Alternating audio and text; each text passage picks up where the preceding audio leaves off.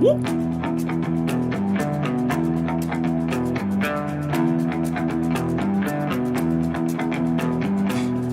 I ain't tryna bring you down, but for real, you might as well give up now. Think you got a chance, but I don't see how. Got a real tight grip when I hold that crown. My life been good and bad and all around. The more things I lost, the more I found. One thing I taught myself to do, no matter the problem, refuse to lose. So, how you want it, man? You can choose. If you can't take the heat, don't light the fuse. See, I walk in slow and ignite the room. Like fire, everything I touch, I consume. I'm getting up while y'all just snooze. While you make breakfast, man, I'm on the move. I'm the first one in and the last one out. Whoever owns the place gotta drag me out.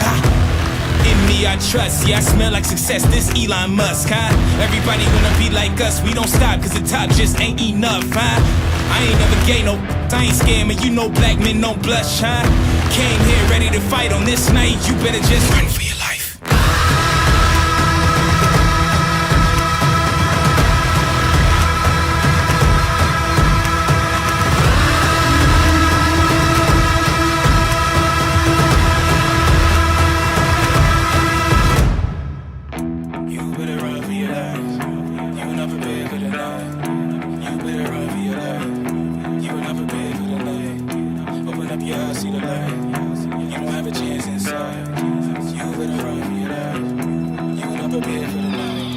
Won't you come and see what it's like?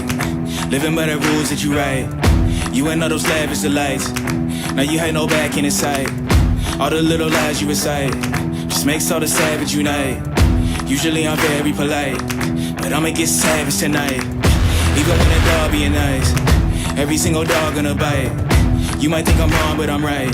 Just let it get a strong appetite. I'ma let it breathe just a little. Give it to you strong, heavy metal. I don't make a sound when I strike. You better just run for your life.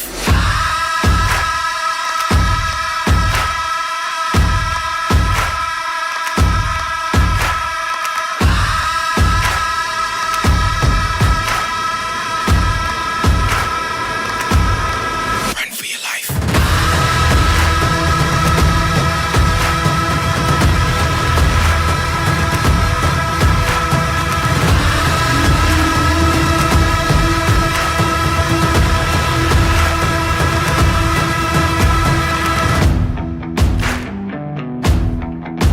Your life. Run for your life. Run for your life. Run for your life. All right, ladies and gentlemen, welcome to the Ward Radio live stream. I am your host, Cardin Ellis. Today I'm joined in the studio by Luke Hansen, editor of Ward Radio News, as well as by David Boice from 52 Churches in 52 Weeks. I love it. You guys are all sporting the Ward Radio shirts, and we're just going to have to give a little bit of a shout out for the merch, okay, if you guys want to support the channel.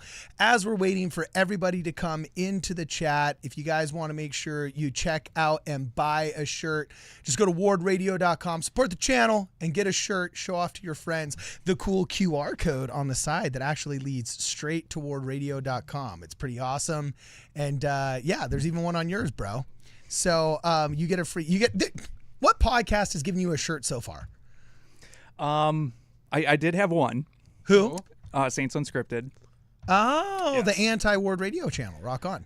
Won't go there, but I got but yeah, Starting off strong. I went on Ward Radio and I got this super rad T-shirt. So thank you. All right, rock on. Did they have a QR code? No, I'm just kidding. I'm totally just kidding. I don't think so. I'm just kidding with you, man. So anyway, before we get started, as we're letting everybody come into the chat, we remind you to please like the chat. If we haven't had, like the video, like the stream. If you haven't had a chance yet to subscribe to our channel, please let this be the live stream where we earn your subscription. We're doing a lot of really good things here, making merch, making news, making videos, making live streams. If you enjoy that kind of thing, please subscribe to our channel. And we first like to welcome a new member to the chat. Now, we don't have Jonah Barnes here, who's traditionally the ward clerk. Luke, could you do first counselor in the bishopric duties of welcoming JT Bergstrom to the ward? Yes.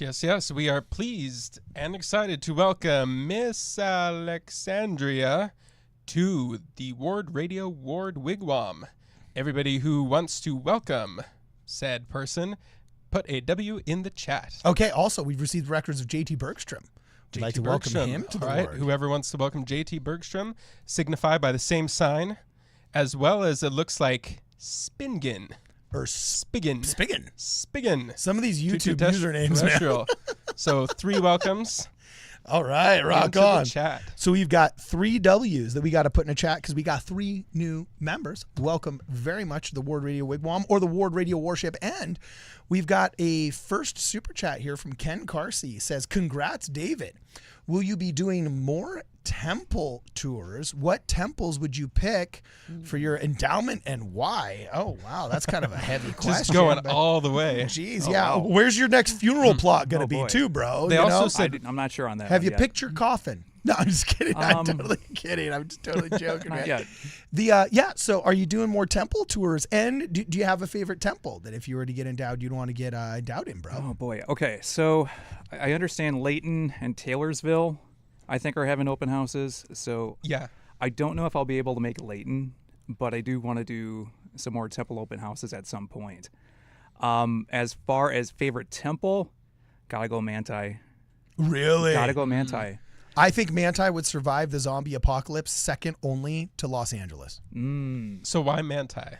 So Manti, I just found it's so unique. It has this elegance to it, but also this fortress type of vibe. It's just, it's from my video that I talked about. It's just this peace and protection that it offers.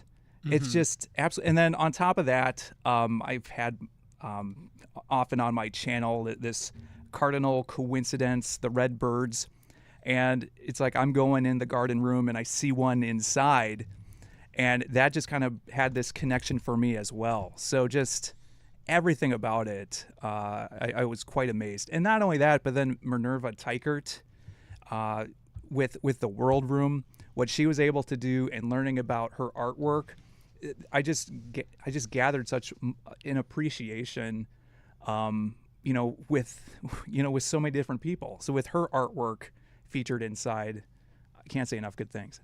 All right, rock on, rock on. Have you been yet to the Los Angeles temple, my man? The largest temple of the restoration thus far. I have not. Ooh, see, okay, so take a look at this. Look, this looks kind of like those cool glory shots of the people that, like sell their castles. Like this kind of looks like a cool castle shot out of like Europe, right? Oh, right.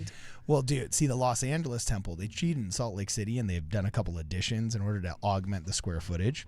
So now technically, if you count, I believe, the new foyer that they added and stuff like that, the Salt Lake City temple, I think by square footage has them beat by like 50 square feet or something like that. But I'm pulling up a picture right now. Yeah, nobody's counting, baby. Nobody's counting. But the Los Angeles temple, my man, you're going to see this thing. And it is a straight up beast, dude. Takes up like an entire city block. The thing is absolutely massive, dude. Yeah, look at that right there. Oh, man, now I just got an advertisement to unlock 50% off everything. There we are, Boom Shakalaka. Yeah, this thing is an absolute beast, dog. Okay. So we're going to have to go there before you leave. And we'll say, go yeah, at we night. got to go. It's all Art Deco, super cool, Yeah. Right. You're going to dig it. Perfect. So anyway, great answer to the question. As you guys are coming into the into the stream, if you have any questions, please make sure that you send us a super chat and we'll do our best to answer the super chat. Also, we would like to welcome Miss Akia Alexandria, or did you already do that one? Oh, I think you already did that one. Anyway, Tilton Reed, thank you very much for the super chat, as well as Matthew X. Brittany, keep us to the chats. Are you gonna jump in or? Yeah. I can keep the chat. Okay, you can keep going. You can keep going. The next one we had was from Jacob Samuelson, and they are asking, what will your next session of 52 in 52 look like? Okay. So the big thing that I'm really excited about is we're doing a fundraiser for St. Jude. And I felt like, especially after getting baptized into the Church of Jesus Christ of Latter-day Saints, having the Holy Ghost, it just, this heart has kind of changed inside of me, and charity work and maybe doing something to help. Because one of the beautiful things that I've found, especially with the Church of Jesus Christ of Latter-day Saints, is just that kind of like the Manti Temple, peace and protection. Well, how can we do that for someone that really is in need of that? How can we exemplify who Jesus Christ is? And so it just kind of hit me. It's like, if I'm going to be doing some driving, if I'm going to be doing some traveling, hey, let's drive to defeat childhood cancer. So we put up a goal of $52,000. In the first week, we raised over $5,200. So again, thank you very much Rock for all on. those that donated. Really appreciate it. So for the next year, that's what I'm going to be kind of focused on, is just to exemplify Jesus Christ as much as possible. As far as church visits, we're navigating this because I want to be at my local ward as much as possible, especially as I take steps for the covenant path. But I still want to bring unity among different kind of churches. And I think with this fundraiser, if we can all, of all kinds of denominations, Latter-day Saint, Protestant, Catholic, what have you, if we have a common purpose to bring healing for those that need it, I think that's a beautiful thing. So there's going to be a lot of Latter-day Saint churches.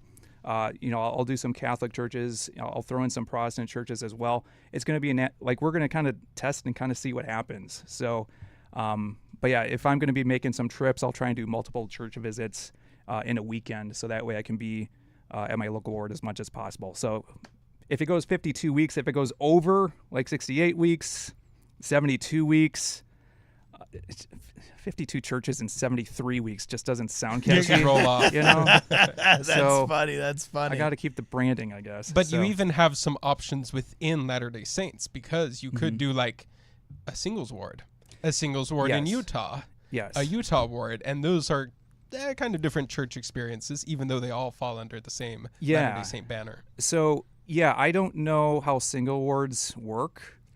Do I have to have game?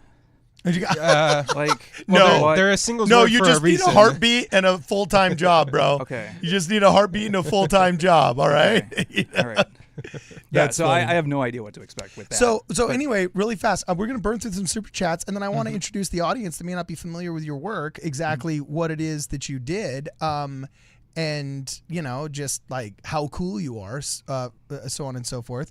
So we already got Ken Kersey. We already welcomed Miss Alexandria to the WardRadio Wigwam. Jacob Samuelson said, what will your next session of 52 and 52 weeks looks like? So we did that. Matthew X. Oh, okay. Brittany, can you catch us up with Matthew X? Do you see Matthew X super chat? I Keepers do. of the chats. Is my mic on? Yes, it is on. Okay, he said, did the Great Apostasy missionary discussion resonate more since you had visited so many various churches? That's a good question. Yeah. So I think to a certain extent. So there was that in the background, because before I never even heard of Great Apostasy, that was completely foreign to me. I started to see during the progression of seeing all these different churches, Latter-day Saint churches, and not just the Church of Jesus Christ of Latter-day Saints, but it was other Book of Mormon believing churches that had an impact on me as well, because it was a common denominator at the foundation. So there was a different spirit. I know that may sound cliche, but there was just something else there that was resonating. Like, it just translated in the hearts and the lives of those at those particular churches. So when I heard the Great Apostasy, and I'm seeing, a lot of, just insults and flinging, like that was a big thing at General Conference when I first went down there, and just to see the street preachers.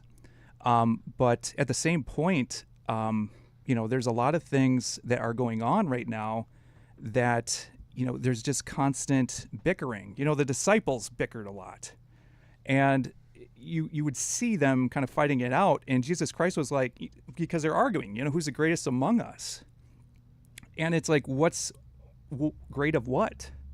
Is it the one who's the greatest, memorizer of, past scripture? Was it whoever was converting the most? Was it whoever was singing the best? I don't know. But Jesus Christ kind of brings in this child. It's like, no, it's the least among you. So, like, that resonated. And I feel like right now there's just so many people trying to be like, hey, I'm the greatest. I know more than you. And that just never resonated. Okay, and just to catch anybody up who might just be joining us in the live stream here, because, it takes a couple minutes for everybody to get in. David Boice here runs a YouTube channel called 52 Churches in 52 Weeks. He's taken it upon himself to travel the United States of America, basically soaking up as much culture and as much information and religion from all these different sects that he could find. And he visited 52 churches in 52 weeks. And then after doing 2 seasons of this and literally going to hundreds of churches throughout North America, he decided to join our church, the Church of Jesus Christ of Latter-day Saints, aka Mormon, as it used to be called, okay?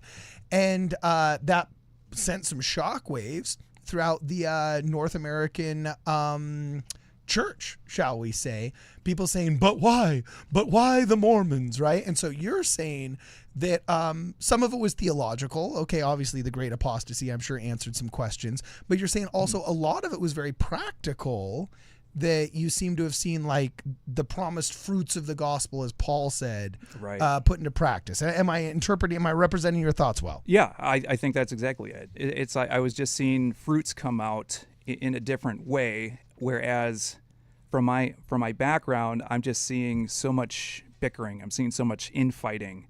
I'm seeing so much condemnation. And, like I was kind of thinking, I had one commenter mention just read the end of Luke 9. And yeah, it's like, Jesus is going to Jerusalem. There's Samaritans that won't accept him in. And James and John are like, oh, we need to, give us a command and we will bring fire down from the heavens. And it's like, dude, you don't understand my spirit here, Yeah. And like, I'm not here to destroy, I'm here to save. Yeah. And I think you're referencing, this has been a question I've had for so many evangelicals, but they never let you get there because they're too busy trying to tell you how you're not Christian. But I'm pulling up on Bible.com right here. This is Luke 9:50 through 62, where literally Jesus Christ said, but Jesus said unto him, do not forbid him, for he who is not against us is on our side. All right. And this was in reference to people that were casting out evil spirits in the name of Jesus Christ and healing in the name of Jesus Christ that weren't members of the 12 apostles. And the 12 apostles come to Jesus and say, hey, dude, these guys are doing it, in your name. And Jesus is like, chill out, dude. They're doing good things. If they're not against us, they're for us. And I thought, man, if worse comes to worse and everything the North American Evangelical Church says about Mormons is true, we're at worst, you're Samaritans. And it's the parable of the Good Samaritan, not the Good Presbyterian. You know what I'm saying? It's the the parable of the Good Samaritan, not the good non-denominational Christian. It's not the parable of I have the right Jesus and you don't. Yeah, it's the practical fruits of the Spirit, right? And also, that's if at worst we're your Samaritans, but at best, Jesus smiles upon us and says, those that aren't against us are for us. So maybe we all can just play ball together. You know what I'm saying? But no, but John 1:1, blah, blah, blah. You know what I'm saying? Yeah. So anyway, yeah, that's interesting. So that was a good super chat. Babe, next one. Can you hit up the next one? Stephen Diamond says, I wish I could give you a temple rock, David. Do you know about temple rocks? What's a temple Wait, the rock? missionaries didn't tell you that? A temple rock? Oh, I don't know. Tell them what temple rocks are, babe. What are the temple rocks? I'm pretty sure Stephen Diamond can explain it a So lot he better than I can. he actually told the story in the Discord recently because I made maybe it was a mistake of asking what the temple rocks were. Essentially, it was the Philadelphia temple. Okay. They ended up having to bust up like this layer of ground rock that was like right under the dirt, and so nobody could build anything there. It's like in the middle of the city, but the church came in and said, don't worry, we got this handled. And so they just busted out like a foundation through like solid rock, and then they had all these rocks left over, and so those are like the temple rocks. Oh, interesting. The temple And rocks. it's like a cool construction history story of like this ground not being able to be touched until the church came in and like did the work to excavate like pure rock. Where do you to get put one? the temple? Well, apparently Stephen Diamond. Dude, Stephen Diamond, we got to hook up, Okay. and we're gonna give. We still don't have one, so you No, don't feel too bad. he was like, you got to come visit. Yep. You got to come out, and the guy's staying strong, and he's like, this is the incentive. You got to come out, and every live stream he reminds us. And dude, we're gonna do it when we go to the East Coast. I'm straight up going to visit. I think he even promised me fried chicken at one point. Too. Brittany was is like, not forgetting done. that. Fried chicken. Yeah, So done. we do sounds have good. a new member of the Ward Radio Wigwam Ward, Okay. Fred Hoffman. Everybody who would like to welcome brother Fred Hoffman into the Ward Radio Ward, please signify by putting a W in the chat. Ready for Diamond Dave? Diamond Dave. He says, okay, so Diamond Dave says, was ordained to the ironic priesthood last Sunday. Bought a t-shirt from you guys I can wear to promote you on my streams. Here's money. All right, Love it. Diamond Thank you. Dave. And we'll Rock make on. sure to send it to the right address, Diamond Dave. Yeah. We'll make sure we get that right He address put in that there. address in, Oh, but okay. I, we You know what? send one I to guess the you'll have wrong to talk address? with Cardin about that. no, we didn't send it to the wrong address. He actually had put in the wrong address and then emailed us later saying, "Oh, I put in the wrong address. Can you do it?" So I ran down to the mail center. And I said, "Fix this address," and they fixed it. So he will be getting it. Oh man, so much drama I didn't even know about. But Diamond Dave, that is awesome. I'm so happy that you have the Ironic priesthood. Yeah, That's a great step on the rock covenant on, path. baby, rock on. All right, keep going, Okay, Brittany. Jordan Tanner says, "Hi David, I was married in Manti and couldn't travel for the open house. Thanks for covering it. How has it been reading Book of Mormon and Doctrine and Covenants so far? Much love." Ah, okay. So Book of Mormon, I've been my way of doing it has been kind of all over the place. So I have this Microsoft Excel spreadsheet. So I'm usually kind of like crossing off what type of chapters that I complete, so I can kind of just have a big visual of it. So I need to get better with the come follow me type of, because I like the come follow me because it's new to me. My Protestant brain isn't used to like an entire church following along with the same scripture. So that was kind of, that threw me off. Cool.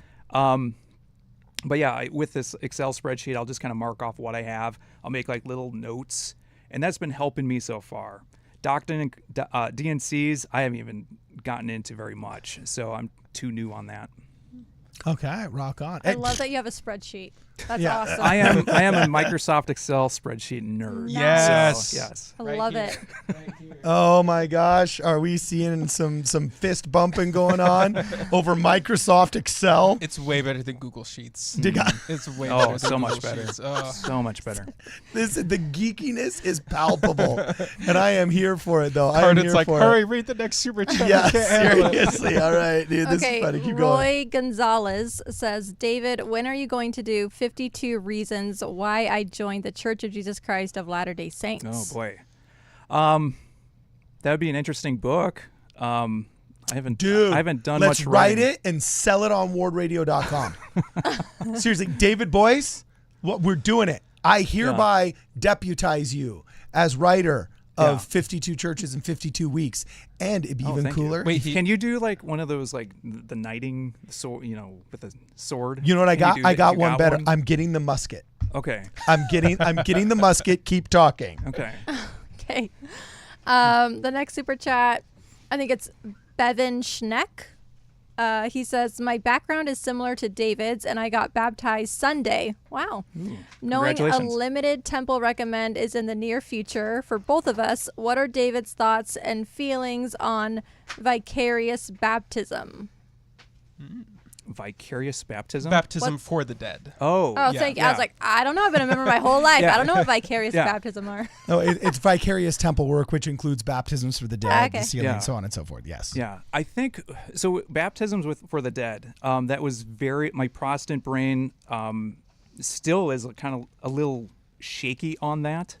Does it make you want to violently persecute people No. in Missouri? Because I'm just No. kidding. That was the 19th century Protestant brain. Yeah, So, I'll tell you this Just though. kidding. Like when I got introduced to the Family Search website, my missionaries kind of showed me, because I didn't know anything about ancestry.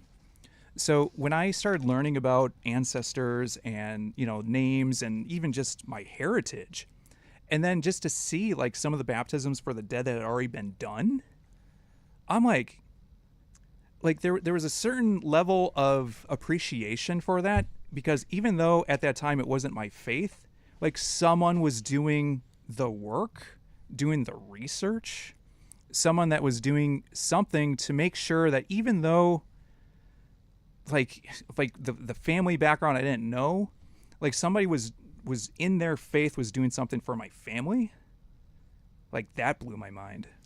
Did you come from a background where you believe that baptism was regenerative, was necessary for salvation? Or were you kind of like, it's like you should do it, but it's more like a sign of a grace?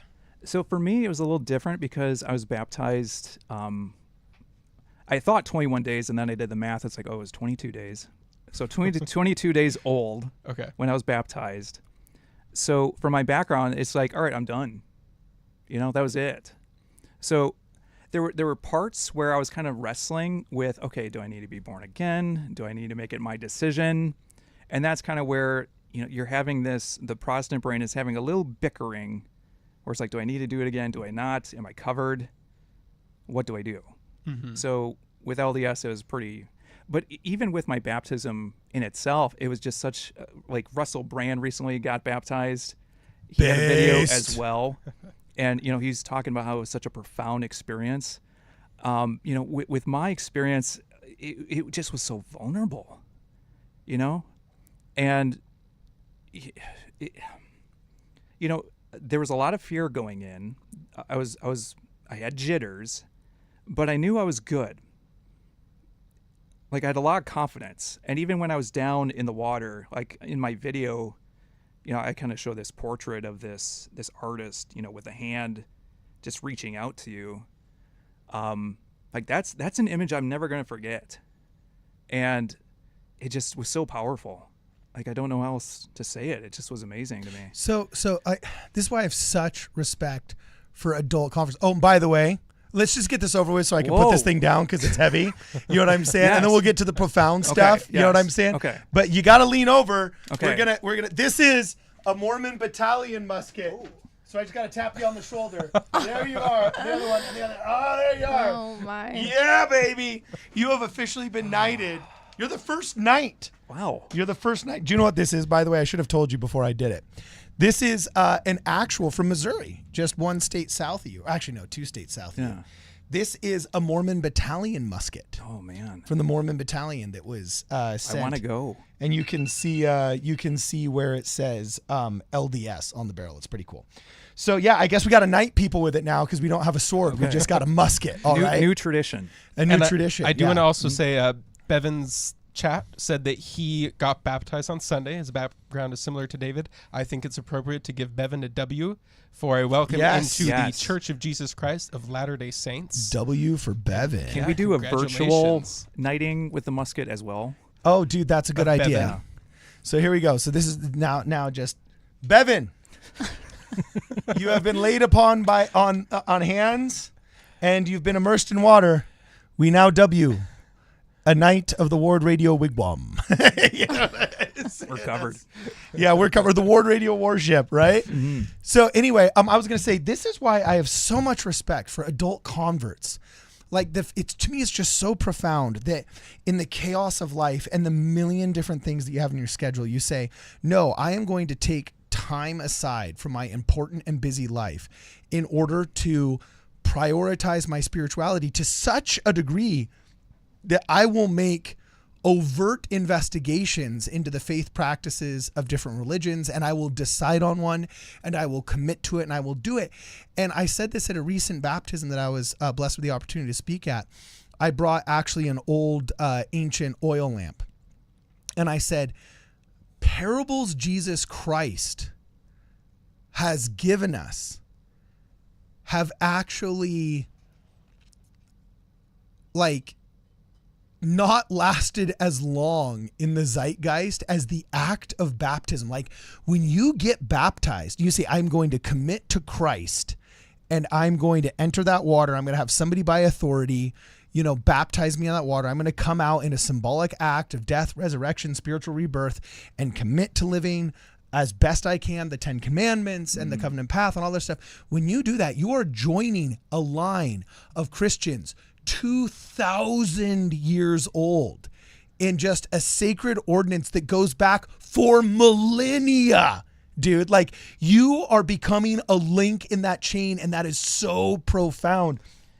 And we don't view it that way, but as an adult, you can. You know what I'm saying? I shouldn't say as an adult, because as an adult that's been raised in the church, oftentimes you don't, because you take it for granted, is what I'm saying, right? Mm-hmm. Whereas just from the outside coming in, it's like you just did something so wildly profound that, like, yeah, there's a reason why Russell Brand is talking about how, whoa, this was amazing. By the way, on Twitter, I offered to do his baptism. He didn't pick me up on that. Oh, man. You know what I'm saying? I totally responded with like the 5 million other people offering, and I don't know why he didn't choose me. I'm sorry. Rude. Yeah, exactly. No. Rude. I'm going to write him a strongly worded letter. But so anyway, so I think that's totally awesome and profound, bro, and like wildly sick. Now, here's my question.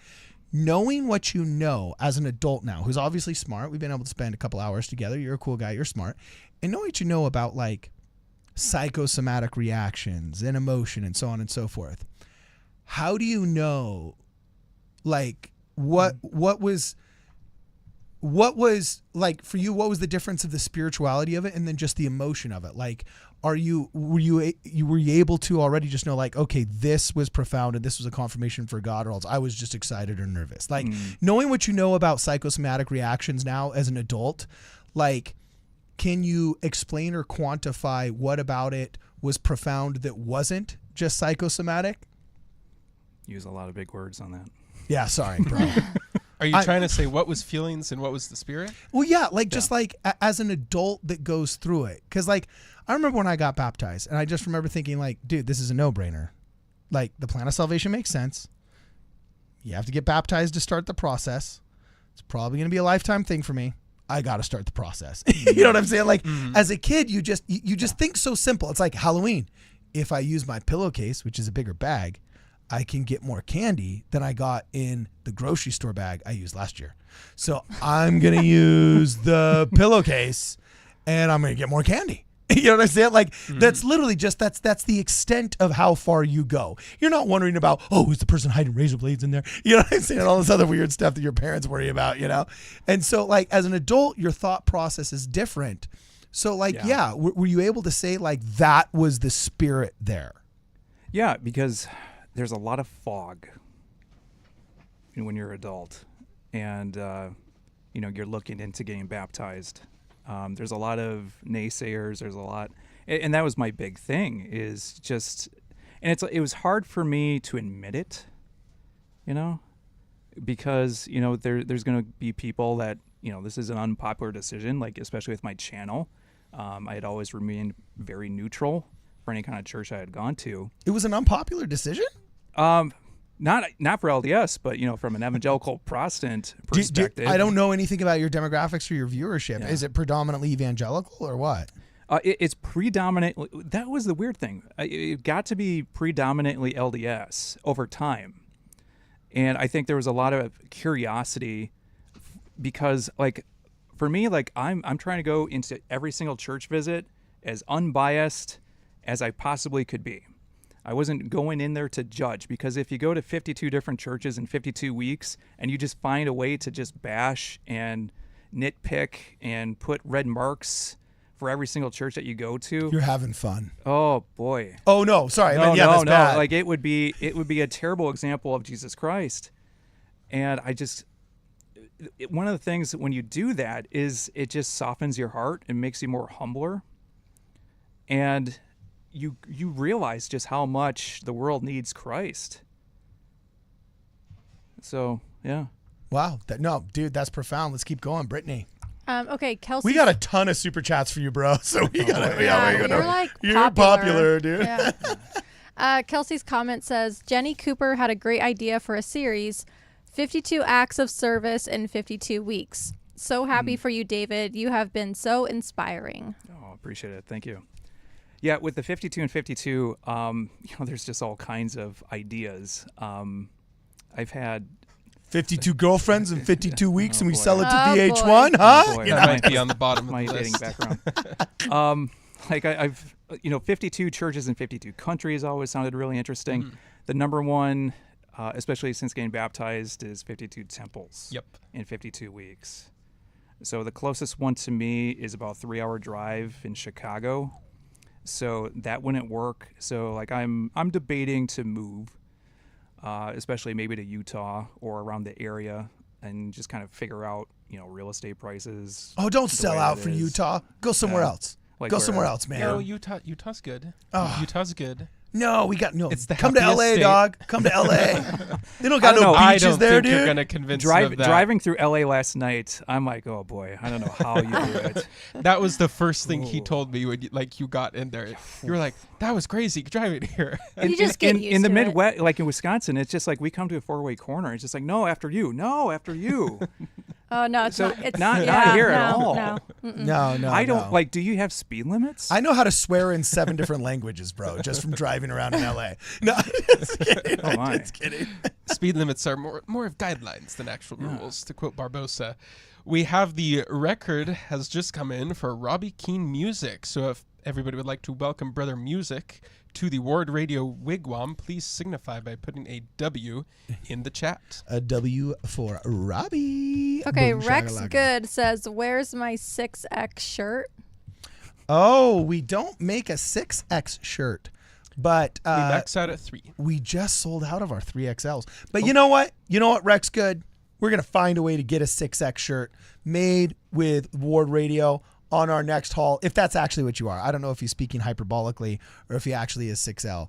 But send us an email, and we're going to make sure that a shirt gets made in your size, bro. Now, you're going to have to buy it off the Ward Radio website like everybody else because it's going to be stuck into our inventory, my man.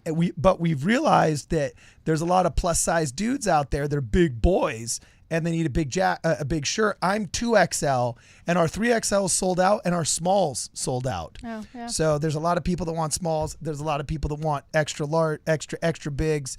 So yeah, we're gonna work on that for you, my man. Brittany, go.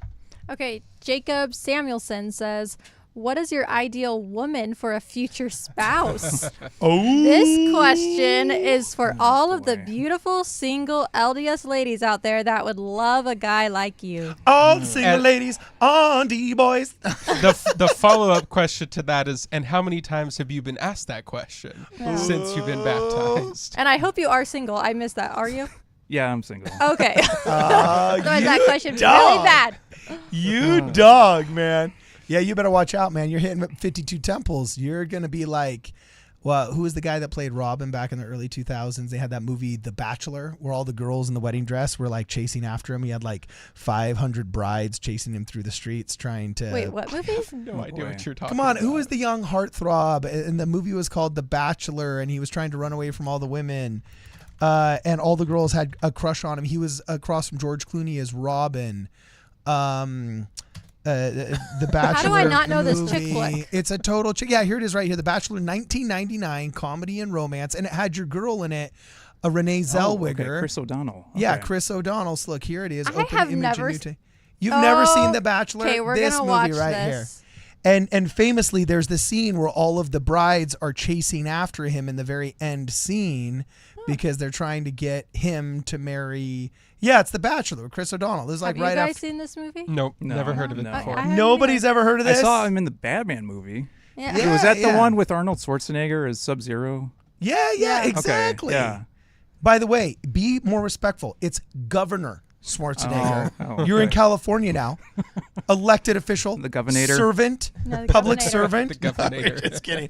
Also married to Kennedy and so skyrocketed to the position of running the largest economy in the West and the 5th largest military in the world because he married right. So anyway, keep going, babe. Are we just skipping that question then? Oh, yeah. No, you never answered Oh, the yeah. question, Sorry, bruh. unless you want to skip Okay, it. what was the question again? What am I looking Ideal Um, spouse. What is your ideal woman for a future spouse? All right, Christian number 1. Oh, yeah, like I say, like redhead or blonde or something? I don't know. It's weird to talk about dating.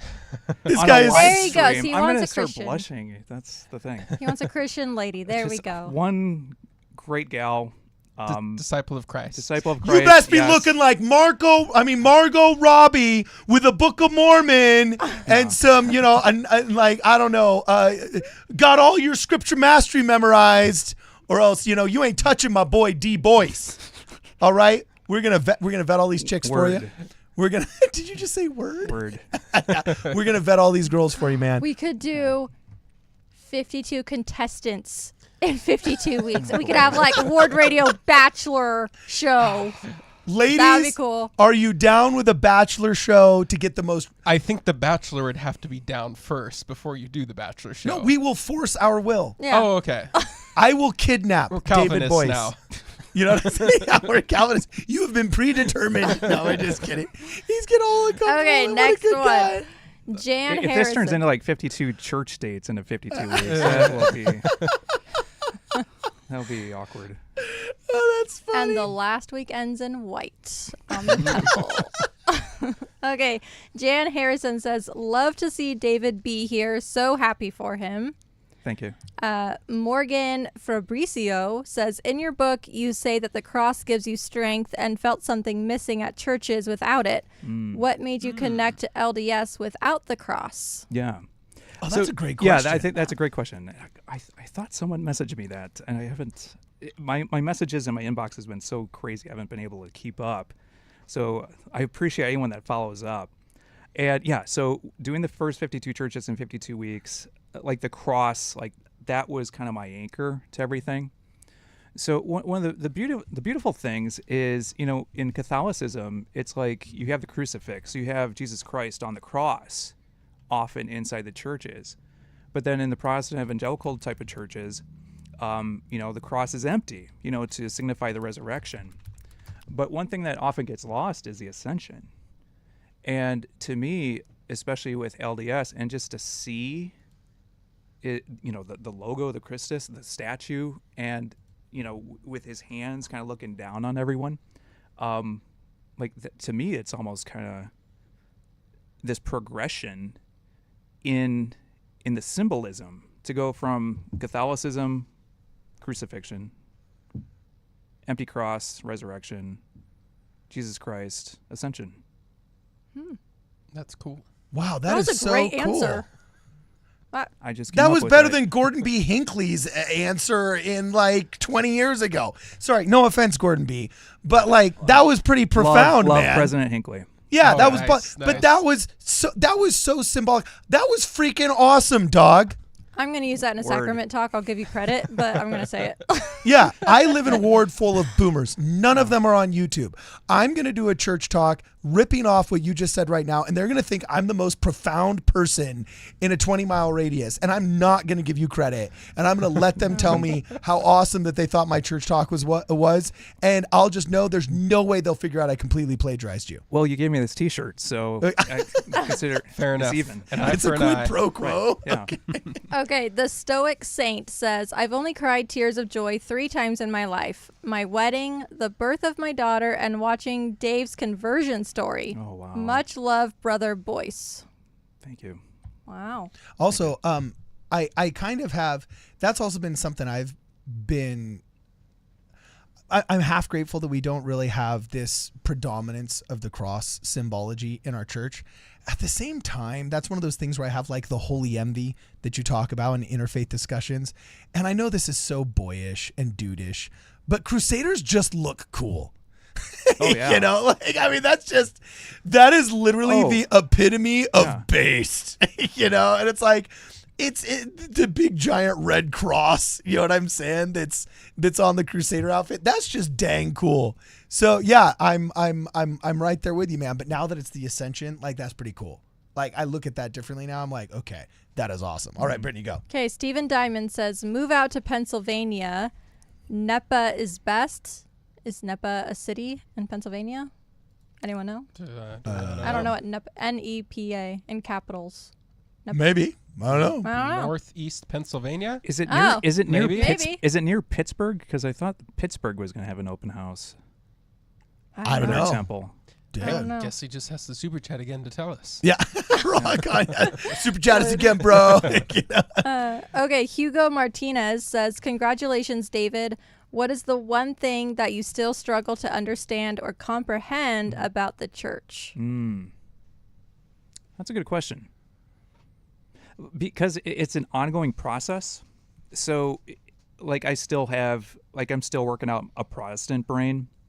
So there's different kind of things that do come up. Yeah, I'd have to think about that. Because, it's just one of those things where something will come up. Because I know from General Conference, I can't remember if it was Elder Stevenson or Elder Bednar, was kind of talking about Easter, and it's like yes, yes, yes, yes, and then he said something. It's like my Protestant brain like had this smoke alarm where it's like I don't know about that, So it's one of those things where it's going to be a continual thing. But I just see so much fruit and so much depth. That I know I'll be fine. And again, that's where the baptism just comes in so strongly. Just that remembrance and that image of everything. So. Okay, cool. Like it. Rock on. Gravity Fallout Pines says, absolutely love your channel, David. Thank you. It has strengthened my testimony. Ward Radio is great too. Thanks. You could have said that at the beginning, bruh. Gravity Fallout Pines, I'm going to refund on that stupid super chat, and I'm going to kick him out of the chat. No, I'm just kidding. Thank you. Thank you, by the way. Awesome. Huey says, Hannah Stoddard would be a good choice to date. Oh! As long as Hannah's- she's single, is she? I don't know. She is? Okay. Yeah, totally, man. That's plug for Hannah Stoddard. Totally? How rude. She runs the... Yeah, she's totally single. Well, no, totally isn't like I totally support this. You know what I'm saying? Okay, She cool. runs... Nice safe. Yeah, she runs the Joseph Smith Foundation, my man. The Joseph Smith Foundation. A very erudite woman of God right there. So anyway, keep going. Okay. Stephen Diamond says, NEPA is northeast. Luke, you were Hey, right. Gosh. There you go. Pittsburgh is on the other side. Okay. All right. Yeah. And we're all caught up with super chats. Oh, okay. No, we're not, because Dr. Spreckles just came Oh, in. never mind. He says, been watching David for a long time. Of all the Book of Mormon believing churches, how did you come to know this branch is the living one? Great question. So I think, especially By the way, such a loaded question. I love that all my Bicker Tonight brothers that are watching right, they're like, oh, really, huh? Oh, that's what you want to say, huh? Well, again, like I appreciate so much. Stringite Church was great. The Church of Jesus Christ, Josh Gailey, Bicker Tonight group. I just really like the Songs of Zion, their hymn book. Yeah. Just absolutely amazing. A couple different reasons. So LDS, obviously it's the closest. So like I was having continuing discussions with the missionaries, so they were right there. I think also one of the things that I was struggling with, and I think this is probably true for most Protestants, especially if they do look into converting, is a whole idea of a modern day prophet. So I was learning about President Nelson over the duration of this. So to see what he was all about, because like I had so many coincidences with my conversion, one of which was learning that he was a pioneer in open heart surgery. And as I'm like, my dad was having open heart surgery. So like there was a connection to that. There's another aspect. So to finish that thought, what was great about that is like I had this sense, like this appreciation for President Nelson, that he helped save my dad to a certain extent. And another part is I think early on I struggled with a modern day prophet because early on it was Joseph Smith. He was very young, so I was kind of thinking, well, why aren't all the prophets this kind of younger? Because they all bring them young, and then everyone, the succession, all that worked. But what I really found to appreciate is the missionaries teaming up with the wisdom, with a quorum, with the president, everyone. So it is like this teamwork. So you're bringing in the youth and the missionary component. 2 years, like you give up 2 years of your life to preach the gospel in another country. Like that's faith. That is faith in action. And I don't think most evangelicals or Protestants realize that. Just that type of commitment. So you have the youth using their gifts, and then you have the wisdom of the President Nelson, President Eyring, President Oak, everyone. So you're combining this. And then on top of that, you have this foundation with the families. It's fascinating to see from the outside, especially with the way that culture is going in, today's more secular type of world. So there was a deep, profound foundation I was finding. All right, dude. So, you mentioned this before, talking about finding here. Obviously, recognizing the Spirit and having a spiritual confirmation of the Book of Mormon is really the epitome of the conversion process of the Church of Jesus Christ of Latter-day Saints. Is just like there's always these beautiful binaries. There's faith and there's works, okay? There's the left foot and there's the right foot. There's their heart and there's your mind. There's baptism and then there's also grace. You know, there's all these beautiful binaries that show up. You have to read the Book of Mormon and ponder upon it. You have to search, ponder, but then you have to pray and have that divine answer to be able to understand the voice of God in your life. That's part of the epistemology and the conversion process of the Church of Jesus Christ of Latter-day Saints. If you don't go through it, we actually don't even let you get baptized. You know, so how do you recognize the Spirit? So that's a great question, because what happened is like there was one night I was having all these ruminations, anxiety, just everything. It's like ruminations. That's a great wow. I thought I had a big vocabulary. I'm looking that one up. Ruminations. Yeah. All ruminations. Right, keep going. Yeah. And you know, it's just like, all right, you know, I had a back injury. I was having everything just go wrong. And so like I had been told, you know, just pray on the Book of Mormon. And I think there was a part where it's like, yeah, right. You know, that's not going to happen. But I remember that night, like it's like, all right, you know what? I can't get to sleep. Like my heart is just beating like crazy. Let me just get down on my knees and I'll pray about it. And I had this overwhelming sense of peace. And suddenly I just felt so calm. And like my prayer was asking, you know, is the Book of Mormon true? And was able to get to sleep just fine. Like I think I'd been tossing and turning like for 3-4 hours. And so it's like, is that a witness of the Holy Ghost type of moment right there? So that had another element to my conversion that I'm so glad that I had, because I wasn't expecting that. And then following that, you know, I was going out to Manti the next week to visit the temple. And again, that was one of the most impactful temple open houses I had, because I did four total ones. And to go through that one was just kind of that's exactly what I needed. All right, rock on, babe. Keep going. Okay, Matthew X says, first impression of the Book of Mormon. My first impression was after reading Lehi's vision, and I knew it was of God. Yeah, my Protestant brain wasn't there for right away. Like I read the witnesses' accounts, so I stopped right away.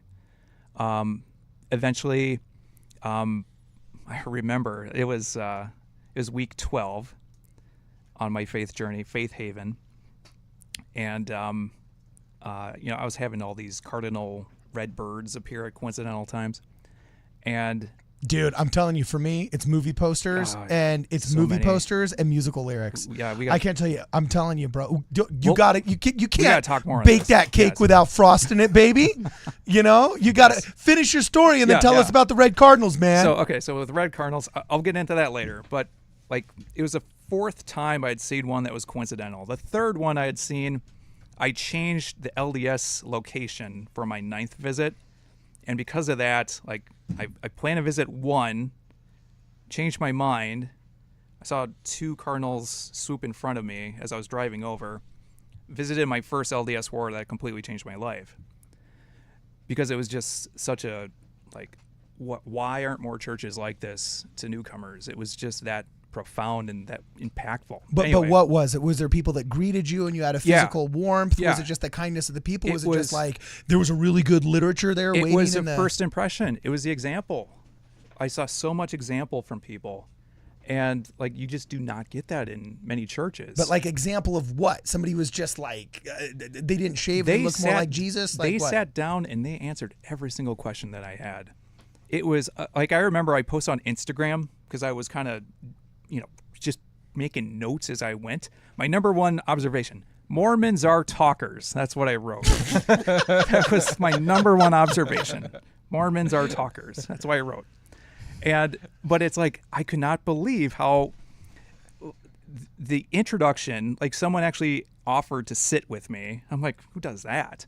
I had another gentleman who also just got talking with me and just sat with me.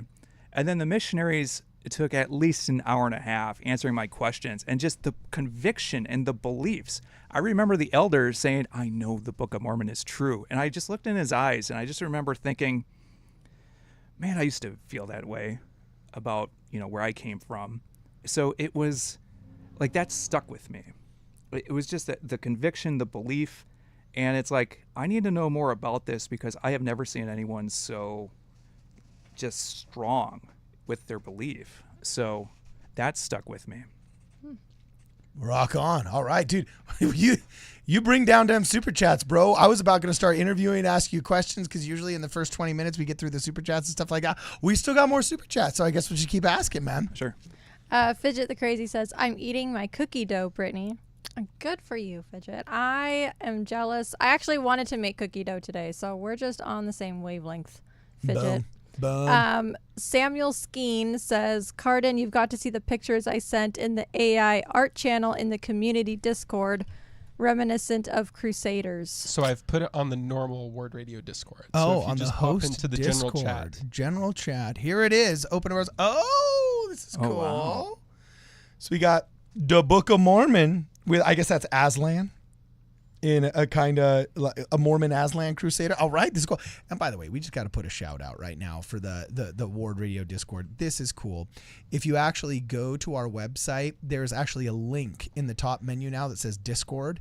And look, this is hilarious. Like I'm just seeing this now for the first time. Somebody has literally made AI like fan art of the show. That's got to be what? Brad Whitbeck as an apostle. That is absolutely hilarious right there. Now I'm looking at another one right here. This is Kwaku L as an apostle. I guess they aged Kwaku L. That's what Kwaku would look like as an apostle in 2038. And then I don't even want to know what I would look like. This is Irene. This is absolutely hilarious. This is so funny. I love what some of these fans are doing and putting inside the chat. And then this is, I do believe, Christofferson, if I'm not mistaken, right? Okay, cool. For sure. Yeah, if you guys haven't had a chance yet, I am telling you, you guys need to check out. I'm actually going to show this on the screen so the audience can see it. You need to come check out our Discord here. The Discord is so hilarious and so fun. If you just go on to the Ward Radio website, okay, and you just check out wardradio.com. I'm going to pull it up right here so everybody can see it. Here's the Ward Radio website. If you just go to the website, that's our news blog. But if you go to the very top right here, you can see home, about, contact, news, merch. If you just click on Discord, boom, that's what pops up. Join our Discord. There's a button right there to join the Discord. And you even get to meet the moderators. The moderators, they're all cool guys, and they're all awesome cats. So, yeah, plug for the Discord. If you have a chance to join the Discord, Brittany, go. Okay, Clint says, 2 of my favorites. I hoped 52 churches and Ward Radio would collide when David announced the news. If anyone ever searched for the truth as much as Joseph Smith, it's David Boice. Mm-hmm. Oh, dude, wow. That's a fair comparison. Wow. Fair comparison. Yeah, so, by the way, what about Joseph Smith, bro?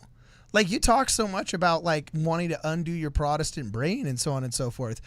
Christianity outside of Catholicism has basically said the heavens are closed, for lack of a better term. There were no prophets. John the Baptist was the last one. This is all false doctrine. Sorry, pal. This is just pure heresy right out of the gate. How did you adjust to all of a sudden not just saying that, like, there's a modern prophet, but the first one had a first vision at 14 years old. I remember in a pre-show conversation you had with us, you said you walked into the chapel and you thought it was weird to see a prophet in knickerbockers. You know what I'm saying? Yeah. So, like, how did you adjust to that? Yeah, it was a process. I'll say that. But it's fascinating as well because you see the progression of the pioneers. So, like, the history nerd inside of me, discovering this for the first time, it's like, why is this not in American history books in the public schools? Because I never had heard of it. So it's interesting to see like every prophet, like they were perfect for their time, you know? Mhm.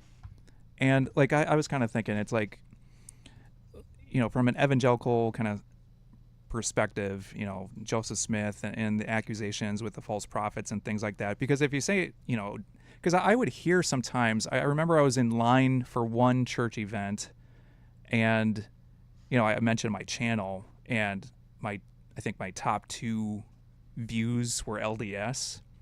So I think he made a comment, you know, oh, you know, that's a cult, you know. And I went to another church, and I think I brought up the extermination order, and another gentleman said, oh, you know, their founder's a fraud or a con man. And well, that justifies an extermination order.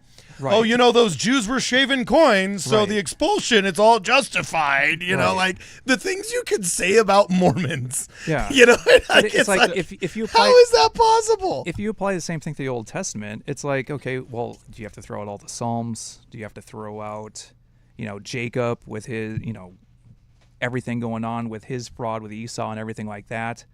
You know, do you throw out what Moses wrote because he killed a guy too? Like, that was hard to kind of play back and forth too.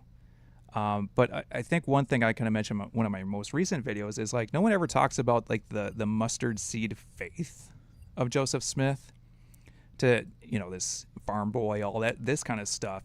But it's like just to see his progression, like what kind of mustard seed faith do you have to have, and just to see what the church is now, close to 200 years later. Like that resonated. And then it's like with Brigham Young, it's like I don't know the whole story with everything, but it's like you're literally moving mountains to get to Utah. Like that's biblical in itself. Mm-hmm. Yeah, that's actually. I like this guy. Mm-hmm. I like. You know what? You're invited to stay. Oh, thank you. You know what I'm saying? You're We're very not- you're very good with the parallels and the symbolism. Like that's definitely, you talk about Protestant brain, but you also definitely have like a symbolism type of brain, Right. rather than like a theological type of brain. Yeah, I'm not this, because I think for me, like I just got so worn out by the Bible being weaponized, and then Bible passages being used as battleship coordinates to just Sodom and Gomorrah, you know, anyone that you don't agree with. It's like, man, there's so much more deep richness, is parables and everything. I'm so glad to hear you say this, because I'm sometimes perceived as a combative person, but I wasn't that way at the beginning. It was after years of just trying to be ecumenical and getting dogged on for being Mormon, I kind of became this way. But I need to dial it back. I recognize I need to dial it back. I do self-inventory here, all right, you know? But yeah, it's like, it blows my mind. It's like, this is why we can't have nice things. You know what I'm saying? Like there's so much more that we could do if we just like work together. Now Catholics, they'll work with us. The Knights of Columbus and the Catholics, they'll work with us, you know? But it's still, there's been this very frustrating kind of glass ceiling in getting the North American Protestant church to get along with us. Anywhere in Jerusalem, they love us. Anywhere in the actual ancient holy city, they love us. The Muslims love us. The Catholics love us. Nobody else is really allowed, you know, kind of except for us. Like, let's be honest, you know what I'm saying? There's the Armenian quarter, there's the Muslims, and there's the Catholics. Well, sorry, the Jews, obviously. There's the Jewish quarter, there's the Armenian quarter, which is really a smaller Christian quarter. It's not really a quarter, it's like a 16th, shall we say, of the city. There's the Catholic quarter, and then there's the Muslim quarter. And then for some reason, Mormons are allowed to party with everybody else in the ancient city. You know what I'm saying? Because they're like, well, you guys are nice. These other people are crazy, you know, so that's funny. Keep going, Brittany. Okay, MW says you should do 52 cardinals, 52 weeks. LOL. My question is, what was the strongest fruit you saw from our church that convinced you to join? Love your channel. Okay. Boy, let me think about that. For me, I think it was just the example. And I know that's not really a fruit per se, but like you could see it. So there's a big part of me that it's like I'm like, what does that taste like? Because there's just so much, like especially with my very first temple open house visit, to see so many happy families together, to see the excitement, like that was a lasting impression, because there was just something strong, something different that I saw there. And then, the other temple open houses obviously too, but like the Manti Temple, oh my goodness. Like at the beginning of that intro, I think I've had so many people telling me, oh yeah, I've watched that, 5 different times or 6 different times, whatever. And just because we were on this cart, and they took the cart up this hill, and it's like I just record this line, and it just goes and goes and goes and goes and goes, and it's like the Energizer Bunny. It keeps going and going and going and going and going, and it's like, what is this? I say that in other interviews, but it's like, what is this? Because you have to kind of cut through the fog to see this. Rock on. Love it. Hit it. Next one, babe. Okay, Marion Ashley says, I happened upon both 52 Churches and Word Radio a while ago and love both. David, I appreciate your humility and your journey. Thank you for sharing it with so many. I appreciate Well, that. what do you like about us? Like, seriously, what the heck, dude? Jeez, man. This is David Radio right now. Yeah, Just for hold real. on. What does he This have? is the Ask Me Anything David Boice. What does he Yes. have that we don't have? Okay. Oh my gosh. Okay, Sal Veluto says the humanitarian work of the church is awe-inspiring. When are you going to explore/experience that aspect of the gospel in action? So, all right, I've heard something called the Bishop's Storehouse. Yeah. Yes. Okay. Yes. All right, that's one that I want to do for this third round of 52 churches in 52 weeks. I want to see what the church does to help others. Like, I'm so curious about this. It's actually pretty cool being in California, Yeah. where the real Mormons are. Because I think people may disagree with that. We're on the front lines down here. yeah, actually, what is kind of crazy is every state has actually something very beautiful in which they're involved predominantly, especially agriculturally, in helping the church gather food for the needy. So, for example, in California, we have massive peach farms owned by the church. And the labor is not done all by, paid laborers. A lot of it, in order to help keep the cost down and also to give service opportunities, is cultivated in the season of cultivation by members of the church and volunteers. So what's kind of crazy is you can go to a peach farm, and people don't realize this, but the Central Valley of California produces more peaches than the entire state of Georgia. Georgia is known for being the peach farm, but please, we like septuple in the amount of production that entire state has. 2 out of 3 vegetables eaten on an American plate come from the Central Valley of California. Like, it's our number one industry. People think we're Hollywood. People think we're Silicon Valley. People think that we're WardRadio. Those aren't the big, those aren't the big industries, all right? The true big major industry is agriculture, and it's massive here in California. So one of those massive agricultural farms is actually a peach farm the church owns, and we go out there to pick all the peaches, and you'll spend a day just picking peaches, getting the big old barrels full, putting them on the truck, and then they get carted away. And you kind of don't think about that process. I grew up once a year going to the peach farm to help pick peaches, and our ward would do it. But then I had a really cool experience. My uncle had to volunteer with his ward. Guess where? In Lehi, Utah. At the peach canning factory. Oh. The peach actually has, the church has a peach canning factory. So in come the giant, so there's some 14-year-old now that had taken my spot when I was in college up at BYU. And my uncle, who lives, around kind of like Lehi area, so on and so forth, is like, okay, I got to volunteer at the canning factory. It's like, you want to come with me? We were short on people. And it's like, I'll come with you, rock on. So we suit up. We have to get little hair thingies on. And we have to go in. And I'm like, there's the peaches. Hey, I used to take those peaches off the trees. And they go through this machine where the steam peels them off, and then they sanitize them and then blast them with this whole, and there's like cans. It's like Willy Wonka's chocolate factory, with like cans just sliding down all these little conveyor belts. And we're sitting there in our little smocks and our gloves and our little hair nets, making sure that like you get enough peaches inside of the can before the little machine seals them up and the label maker puts it on there. And I was like, freaking A, I'm getting to see these things from like the tree in the ground all the way to having a label on it. And then it goes out the door to where, guess what, Dave Boice, the Bishop's Storehouse, baby. And so it's like, this is freaking awesome, dude. We're like picking and canning our own peaches, man. And I had the same thing with raisins because I grew up like 5 hours north of here. And up in the Madera area, there's a ton of wine vineyards. And so you'll have the big signs as you're going down the freeway, like this vineyard of this type of winery and this one and this one. And then you turn off the road, you go over the railroad tracks, and there's another sign. And this sign says, The Church of Jesus Christ of Latter-day Saints. And each ward is like assigned to either 1 or 2 quarter-mile long rows. And every year they're in charge of pruning. So go and prune down the grapevines, and they kind of teach the people how to do it for 15 minutes, then just send them out, and you get your ward's row done, and then you get the chili at the end, And then we come back 6 months later to pick all the grapes, cut them off with the things, put them on the papers on the side of the row, and then a few people, you don't need as many, come back afterwards, roll them up now that they've dried, and chuck them onto the trucks that are going through.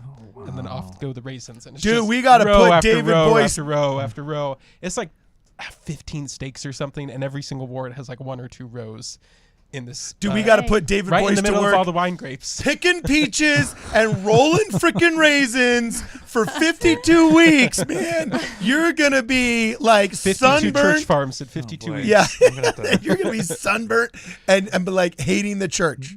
Like you're going to be like no, hating he's the going to church. be loving it even more. Yeah, that's Exactly. true. That's He's true a because we're very going to find it. We're service-oriented- finding in the Margot Robbie of Mormonism. You know what I'm saying? Out in And the fields, Out canning sure. some peaches. Gonna meet her rolling up the raisins. I really want peaches right now.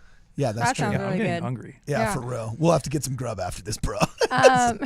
Rex Good says, David, how about a show with David Alexander? Do you know who that is? So I've understood with David Alexander, recent convert himself, 47 years, evangelical Christianity. He's got his way. People really are drawn to him right now, and that's been a blessing to see. So yeah, I don't know. We'll have to see. Cool. All right. Go. Andrew Olson says, tithing, chastity, fast offerings. The church asks a lot of members, and evangelicals criticize us for being high demand. How did you handle that? Well, I come from a zero demand religion, so there's a part of me where I would go to church and sit and go home, and I mentioned in one video where, especially with the baptism video, I needed some spiritual guidance, and the way that a lot of the evangelical churches are trending right now is like they're, it's all about growth, get bigger. But what it's doing is it's losing a personal touch. You have some people that want to go to home churches, but how do you find that? So with pastors, like, I have so much respect for pastors because they are juggling everything. Yeah, the few good pastors out there that are really crushing it and taking the cross upon them and sacrificing. Right. Like, as much as I'm a member of the Church of Jesus Christ Latter-day Saints, to this day, I say some of the most Christ-like people I know were the frickin' Hammers. And they were pastors that lived at the end of my block where I grew up. And let me tell you, man, we might have additional scripture and additional light and knowledge, but with less light and knowledge, those guys are putting less into practice more. Yeah. And I completely look up to these people spiritually. With that said, they are in the minority. Yeah. So with many of these pastors, it's like, they got so much going on. So one of the problems is, as the churches get bigger and bigger and bigger, you lose that personal touch. And there was one example where I went to one bigger church in my area. And one of the side projects of 52 churches in 52 weeks was, what do they give to first-timers? What do they give to first-time visitors? So I'd always go up to the welcome desk, and a lot of the churches would just give you coffee mugs. That was kind of the go-to type of gift. Really? I have We gotta get so more many coffee coffee mugs. mugs. So many coffee mugs. Okay. But, they mentioned, it's like, hey, you can see the pastor in 6 weeks. He's going to do a meeting. And it's just like, pastor, I think, is Latin for shepherd. So, like, how are you shepherding your flock if you don't even know their names? So that was one challenge that I had, I think. So I don't know what the original question was, but Oh, high demand religion. high demand religion. Yeah. So with high demand religion, there's this action, and I think maybe with the 52 churches in 52 weeks type of concept, like I've had people say it's like you're kind of a missionary yourself, and I didn't intend for it to be that way. But let me tell you, like it gives you this Shadrach, Meshach, and Abednego type of fire inside of your faith. And it just puts you on fire. And I could see with missionaries, like that builds a stronger faith inside for you. And that just gives you, this foundation for yourself, especially when you take the next steps for, to start a family or wherever that you do in your local ward. So like for the high demand kind of stuff, like that's going to be a challenge for me. Yeah, I'm not used to that. But at the same point, like I am kind of excited about it because, there is that stronghold. There's that confirmation. There's I think the word I'm looking for is commitment. All right, rock on, dude. And He just ends sentences just like with power. And like we're just like sit there like, wow, dude, that was deep stuff. So, keep going. Before the next one, we did have a request from one of the moderators in the Discord, and the Discord found it rather funny when we're talking about David Alexander, who's a recent convert, and then David Boice. They couldn't help noticing that there was David A, and now there is David B. And so I guess we can be on the lookout for a David C to be joining the church. Yeah, David Christopher is screwed. There's some kid out there that's taking the discussions right now. Yeah, David Connor, David Curtis. He's like, oh, snap. It's like, I got to do. You have to start a YouTube channel now, David Connor. 67 temples in 67 months. You know what I'm saying? Okay. Minor Prophet Ian Malcolm says, where did David get that sweet hoodie? When are those available to buy? People think you're wearing a hoodie. Are you wearing a hoodie? Okay, no, I have a black hoodie, and then with the shirt, I'm like, well, I'll put it over because this just looks drip. So Nice. Yeah, rock Nice. on, baby. Rock on.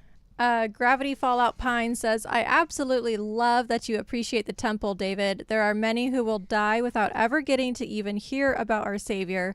The temple gives everyone a chance to accept the gospel. All right. Thank you. Marion Ashley says, sorry, didn't mean to leave you out. I find Ward Radio engaging, hilarious, educational, and often profound. Thank you, Marion. Thank you. See, that's all I was asking for was just a little bit of a puff piece, just an 85-word puff piece. Now you're my favorite person in the live stream right now. Oh. So, well, besides Brittany the Shadow. You know what I'm saying? Boom, That's a given. shakalaka. And then Stephen Diamond says, Temple Rock lore with the scripture ranking post. Temple Rock lore with the scripture ranking. I don't know what that means. I do not know what that means either. I don't know what that means either. Maybe he meant the Temple Rock lore as we rate the. I don't know. You know what, Stephen Diamond, just write in a little quick note right now and see if we can't clarify that. Explain We'll read yourself, Stephen Diamond. Yeah, and then any other. Okay, now I'm going to finally just ask some questions here. We only got 11 minutes left, for heaven's sake, so I might as well get to ask some questions of my boy David Boice here. Okay, what on earth made you want to do this? Oh boy. Well, what is this? Like, you want to become an internet religious celebrity overnight? Like, what's going on here? Why on earth? Not at all. Like, I'm super introverted. It's like I do not care for fame or anything like that. Like, I'm just trying to do what I can, my part, to bring people closer to Christ. So when I first started this, I was on a faith journey. Like I had left my lifelong church, kind of fell in the spiritual but not religious camp for a little bit, and I had an atheist friend, so we kind of got into some theological debates, and he was kind of bringing me towards the atheist side a little bit, but I think something inside of me just kind of whispered 52 churches in 52 weeks, or I don't want to get addicted to Xanax. That too. No. Anyway, this is going to turn into an ASMR session here pretty soon. So get some bubbling water in the background or something. Anyway, but no, I just decided, okay, well, I'll just try a different church each week because I had gone to the same church forever. Like, I don't want to, just do the next church and then something bad goes haywire on that. So would visit local churches. That was the entire plan. And then over time, it just kind of got more exciting. It's like, how further out can I go? So then started doing some Texas megachurches. I'm like, this is wild. Texas megachurches, that is a Christian cocktail of all kinds of crazy. That was a beautiful alliteration. Like a Christian cocktail of all kinds of crazy. It is. That was something great. Else. Yeah. It's something else.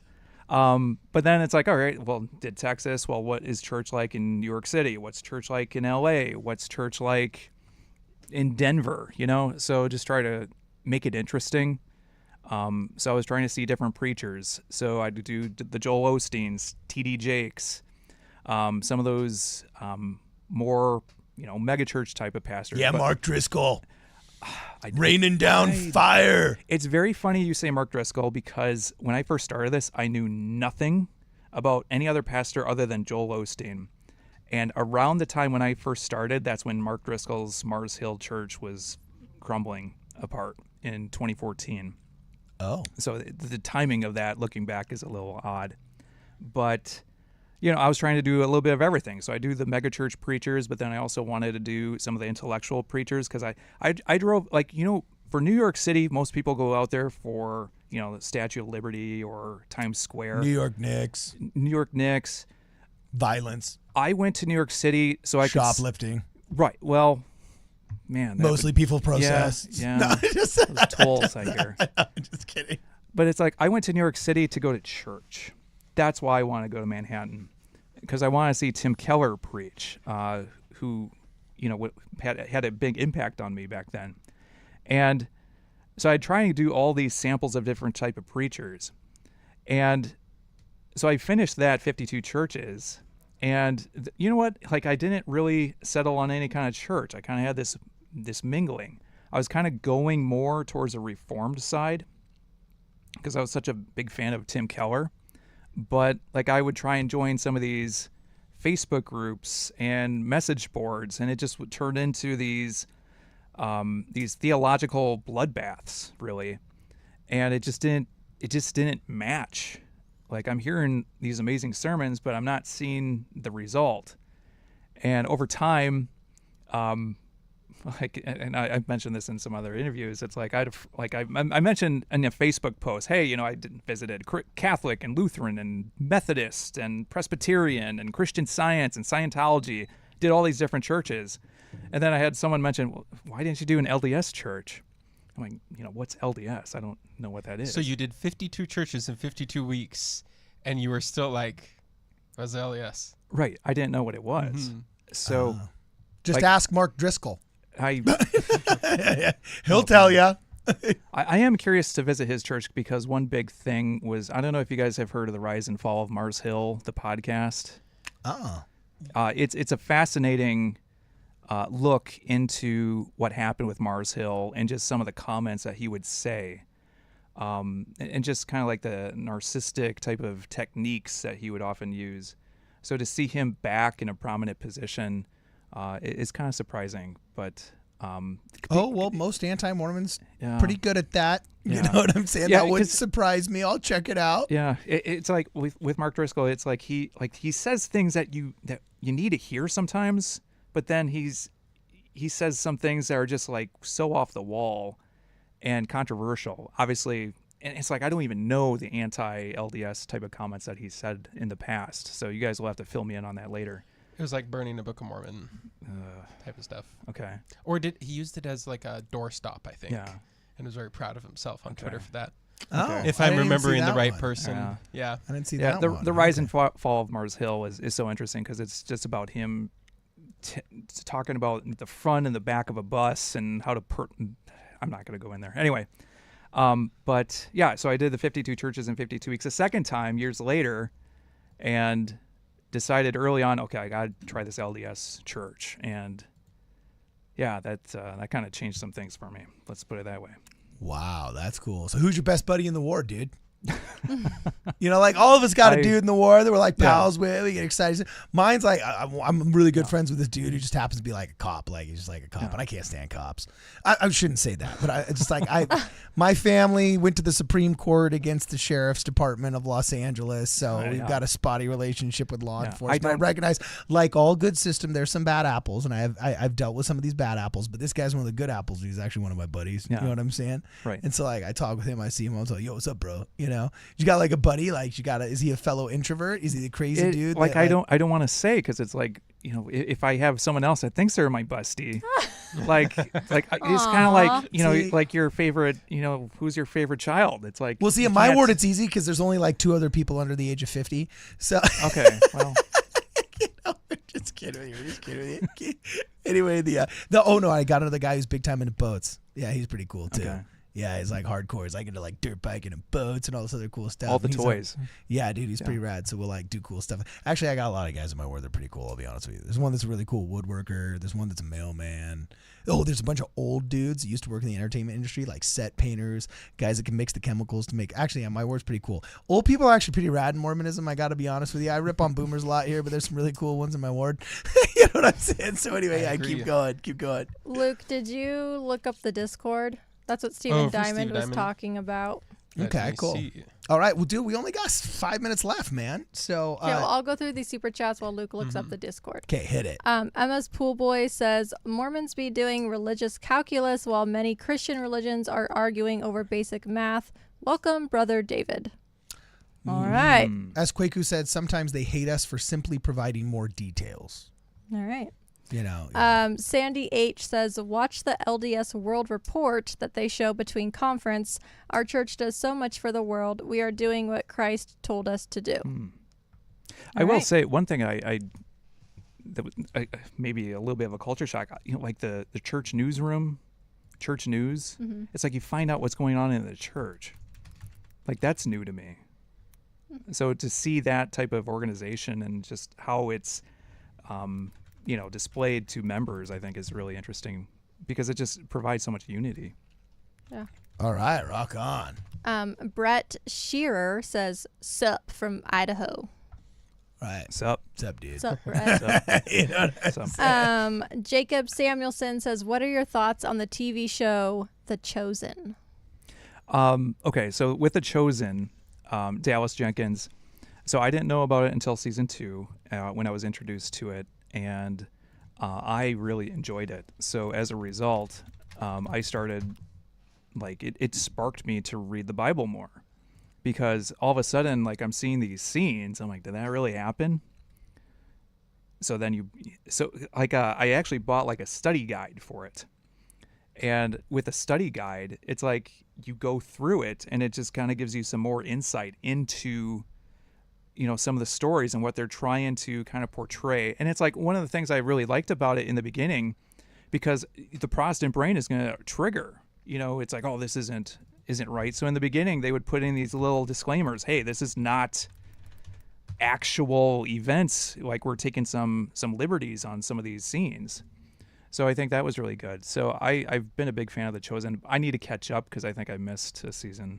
So I we gotta watch get back in it. season 4. Wait, Yeah. okay, back. So there's when a you're doing study 52 guide? churches, it's like it's so hard to sit down and watch something because you're always trying to travel or, you know, make a video. It's true. So I don't really have any kind of free time. I'm not really, you know, consuming. I'm trying to create.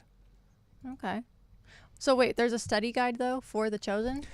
Yeah. So I know the first 2 seasons is where I got that. I think it's on Amazon or their own website. I love The Chosen. Yeah. Well, also, there's this fight breaking out in the chat. It's kind of crazy. But apparently there is a fight here between the boy. BYU Cougarettes and the cheerleaders about who gets to go on a date first Oh boy. with Dave Boice, you know. And dude, they're claws are out, bro, and it boy. looks like the Cougarettes are winning, dude. Oh boy. You know what I'm saying? You better practice your practice. dance I moves, don't dude. know. Sometimes those Utah Utes, you know, like they might get in there too. That's funny. That's hilarious. Shots dude. fired.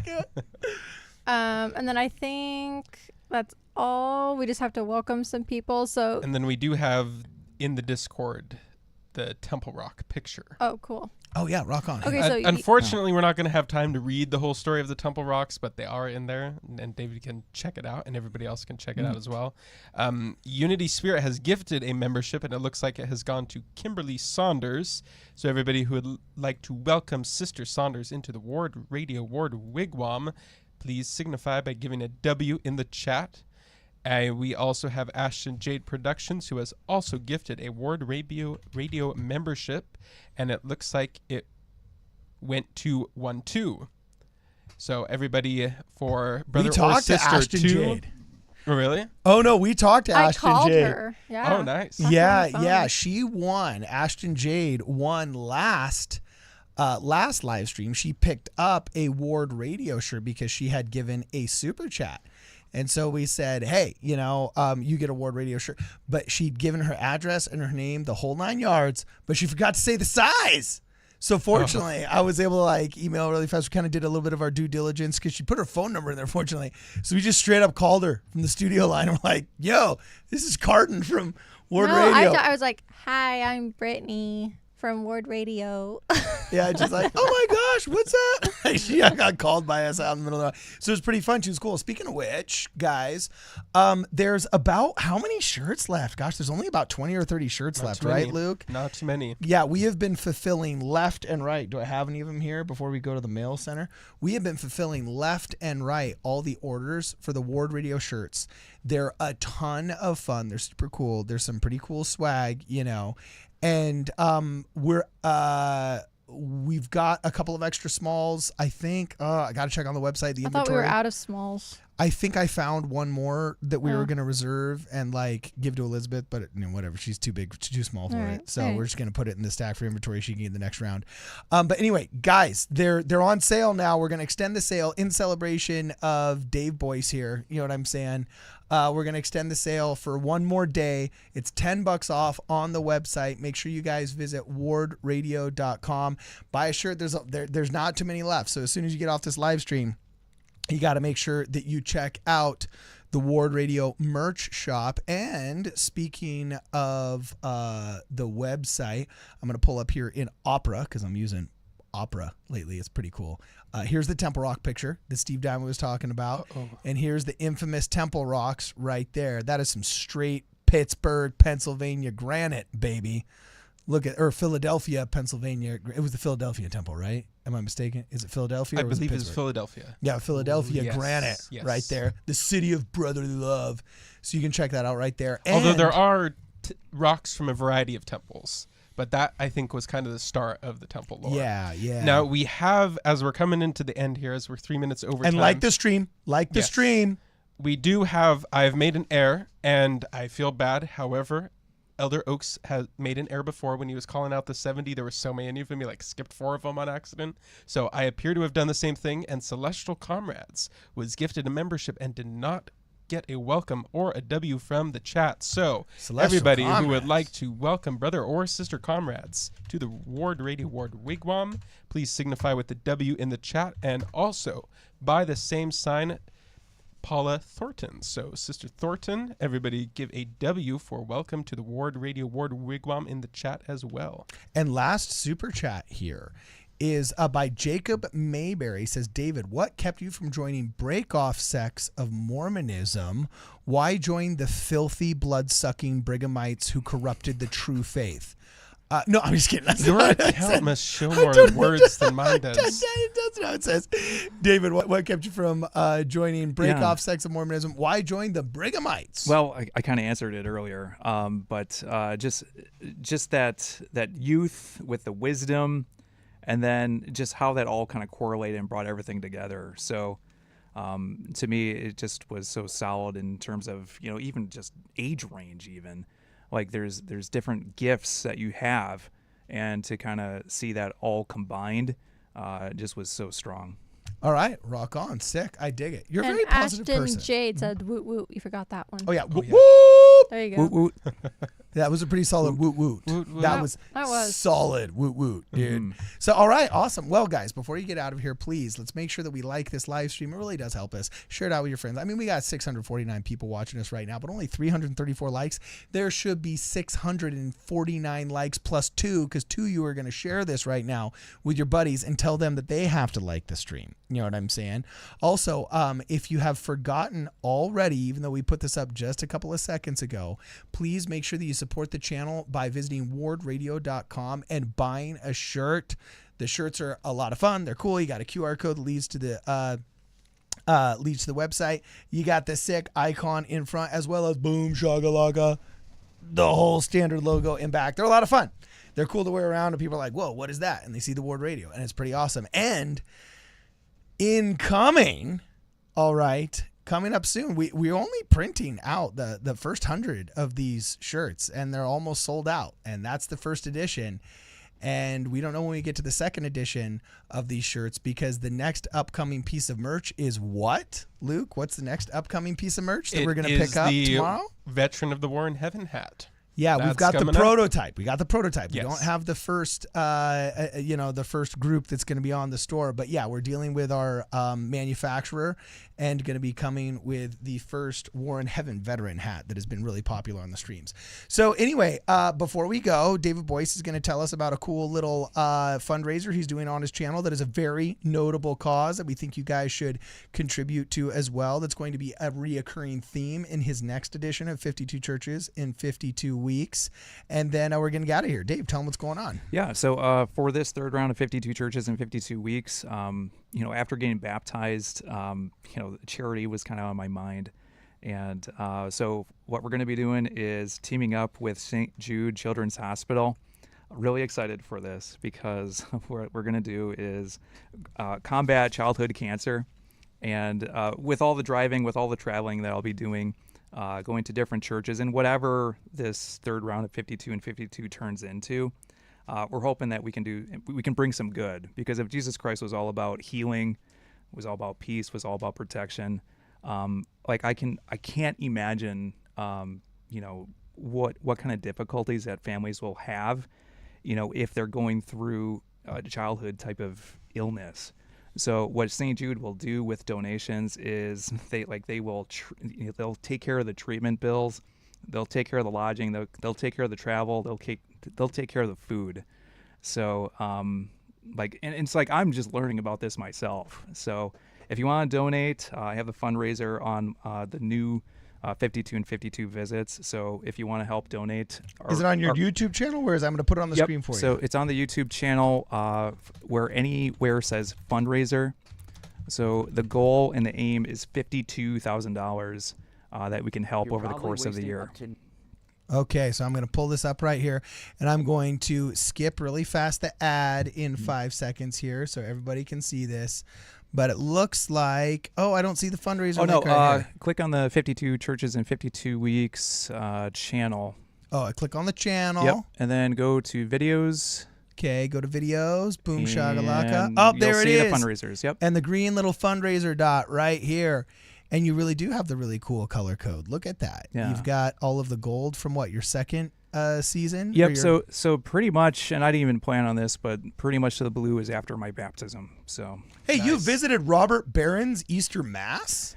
Yeah. But Robert Barron wasn't there. He wasn't there. So he was there during all of Holy Week. So I got there for Easter morning thinking he'd be there, but he wasn't there.